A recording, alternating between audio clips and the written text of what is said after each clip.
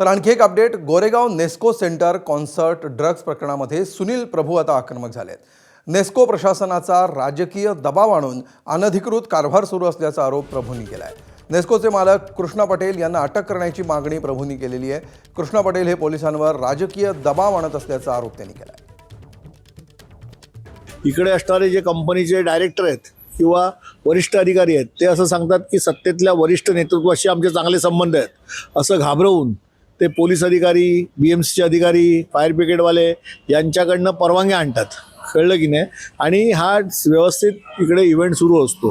बरं, इव्हेंट जेव्हा सुरू असतो तेव्हा रात्री असतो, त्यामुळे रात्री मोठ्या प्रमाणामध्ये जर अशामध्ये ड्रग्स सेवन केलं जातं आहे किंवा तिथे विकलं जातं आहे, हे आता वर्षानुवर्ष चालू असेल अशी मला शंका आहे. आणि मग इथली पोलीस यंत्रणा काय करते. आणि आता एक नजर या क्षणाच्या हेडलाईन्सवर. Headlines brought to you by चितळेंची भाकरवडी, एकदम खास कारण चवीला भारी आणि पाम ऑइल अजिबात नाही.